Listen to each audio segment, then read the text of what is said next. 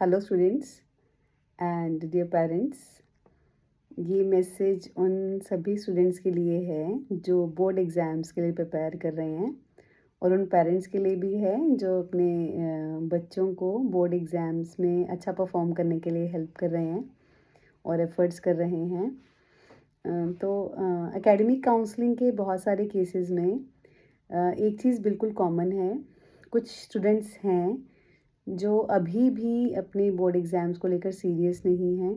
तो ये मैसेज उन सब बच्चों के लिए एक वेकअप कॉल है कि अभी भी 2 मंथ्स से ज़्यादा का टाइम है आपके पास, अभी भी स्टार्ट करेंगे तब भी आप तैयारी कर सकते हैं। लेकिन अगर आप सीरियस नहीं हैं और अभी भी नहीं होंगे तो बाद में आपके लिए ही पैनिक सिचुएशन क्रिएट होगी और फिर आपके पास तैयारी को करने का टाइम नहीं बचेगा।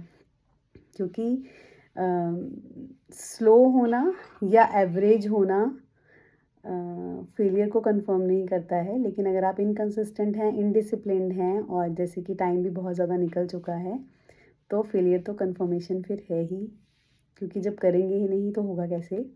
सेकंड कैटेगरी वो बच्चे जो बहुत ज़्यादा ओवर स्ट्रेस्ड हैं, बहुत ज़्यादा ओवर प्रेशर फील कर रहे हैं अपने आप को, बहुत अच्छे से तैयारी कर रहे हैं, लेकिन इस प्रेशर की वजह से उनका परफॉर्मेंस लो हो रहा है।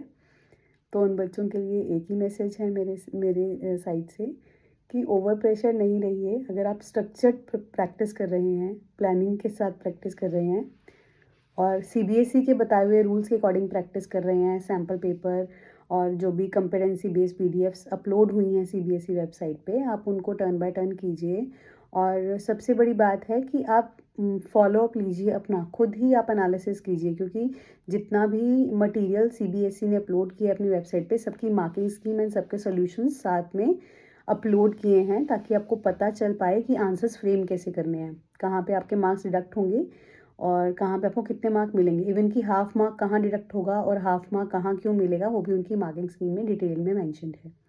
थर्ड कैटेगरी वो हैं जो बच्चे मेंटली प्रिपेयर ही नहीं हैं बोर्ड्स में अपीयर होने के लिए।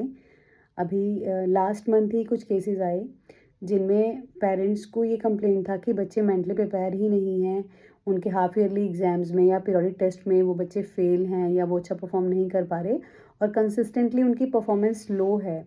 तो वो इसलिए लो है क्योंकि मे बी उनको वो क्लिक नहीं मिला अभी, या वो खुद को समझ रहे हैं कि हम बोर्ड के एग्ज़ाम्स में अपीयर ही नहीं हो पाएंगे, हम लिख ही नहीं पाएंगे, उनको एग्ज़ाम से फोबिया है, पेपर हॉल में पहुँचते उनको वॉमिट हो रही है या पेपर से पहले फीवर हो रहा है, प्री बोर्ड्स में अपीयर नहीं हो रहे हैं। उन सब बच्चों के लिए एक ही मैसेज है कि आपको ऐसे पैनिक नहीं करना है, अभी भी टाइम है। आप एनसीईआरटी के बेसिक से शुरू कीजिए और स्टेप बाय स्टेप अपनी प्रैक्टिस के अकॉर्डिंग आप क्वेश्चंस के लेवल को थोड़ा सा बढ़ाएं और किसी मेंटर की हेल्प लें।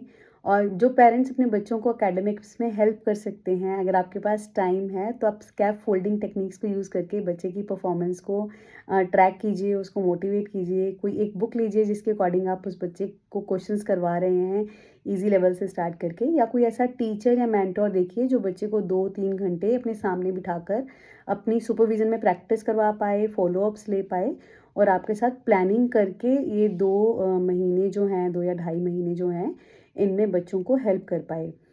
और आप एनएलपी यूज़ करके बच्चों को मेंटली काम रख सकते हैं, क्योंकि दोनों ही चीज़ें एक साथ चलेंगी।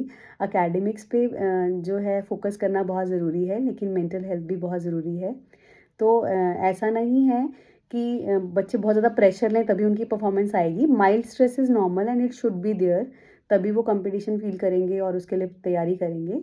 क्योंकि प्रेशर है बच्चों पर, आगे उनका स्ट्रीम 10th के मार्क्स पे डिपेंड कर रहा है। 12th के स्टूडेंट्स इसलिए परेशान हैं या अपने आप को ओवरबर्डन फील करते हैं क्योंकि उनको आगे वो कॉलेज में एडमिशन चाहिए, आगे एंट्रेंस देने हैं, बहुत कुछ एक साथ चल रहा है। तो आप बच्चे से बात कीजिए, बच्चे को बिठाइए, डिस्कस कीजिए वो कहाँ स्टक हैं। अब उनकी परफॉर्मेंस को सिर्फ मार्क्स को ट्रैक मत कीजिए, वो कहाँ पर स्टक हैं या शुरू से उन्होंने जब स्टार्ट किया तो वो कहाँ तक पहुँचे, उसके आगे क्या स्ट्रेटेजी होना चाहिए या किस लेवल तक उनको आता है, उससे नेक्स्ट लेवल हमें कैसे करना है। जब तक आप फॉलो अप नहीं लेंगे तब तक आपको नहीं चलेगा पता, क्योंकि इस चीज़ का बच्चे पेरेंट्स दोनों की मेंटल हेल्थ पे इफेक्ट होता है।